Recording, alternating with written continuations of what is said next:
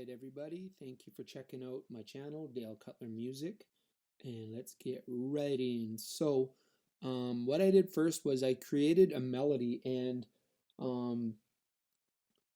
what would you say, like 90% of this track is DFAM. The main melody is DFAM. What I did was I played it right here, and you can see the melody here. And I rigged up my DFAM so I could play it, and I tuned it so it's matched the keyboard. And then I played this. This is nothing. This was just an extra thing. So, oh, okay. So I ran this melody, and what I had done was I sent it to the key step, and then the way there's another video on my channel where I say how you can map the DFAM to play it.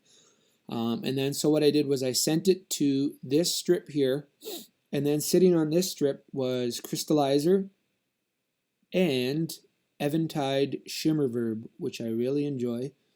And there's something I've been doing quite a bit lately. I'm not sure if anyone else watching this kind of does this. So you'll have a strip like this, and you'll run your VST plugins right here. And you know how it can be taxing on your system. Like, I got a pretty good computer, and even at this isn't really taxing. But one thing for a person like myself is when I have all these options, it just seems like I tweak them to death and just mess around with everything. So what I'll do a lot of the time now is I will dial in a sound I like I will EQ with my mic pre. Send the signal in and put the effects on that I want, and sometimes I'll dynamically change them, or sometimes I just like the setting I have, and then I ran this melody through this, and then rather than record just what would you call it, a dry track here with no effects, which is good. I mean, ideally I should say you're working on a huge project and you're even kind of questioning what you're going to do, or you're collaborating with someone, it's probably nice to have the original file sitting here. But what I did instead was I routed it to Audio 3, and I recorded my performance with the DFAM. So I adjusted its settings as it played, the cutoff, the resonance, whatever, and then you get this.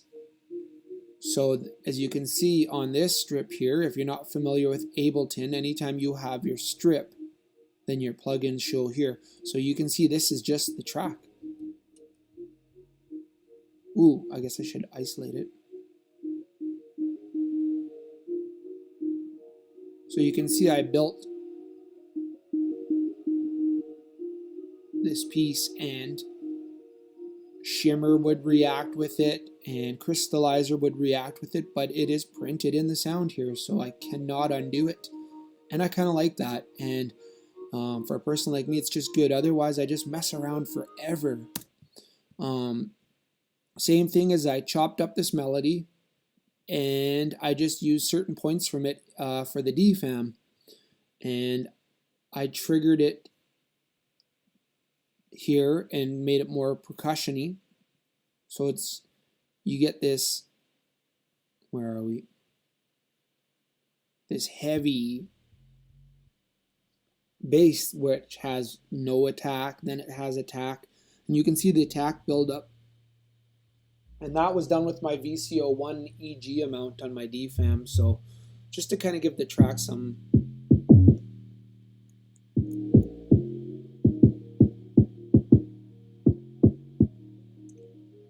that's what I like about the DFAM. It can just really feel alive, and that's not something you always get with percussion. Well, you can, but it just, the DFAM just lends itself so much to just feeling alive and breathing and moving. And oh yeah, look at that. You can see the tuner there that I had put on when I was adjusting to ensure I was in tune with everything. What else we got here? And I didn't even name these. I'm a bad boy. I'm a rebel. I named them after. So let's see. I named them after. So this is just a little bit of DFAMing, almost like a hi-hat. I had sent a bus to some reverb here. and replica. Here I cried about recording tracks as is, whereas this one didn't have anything when I recorded. It was just like this.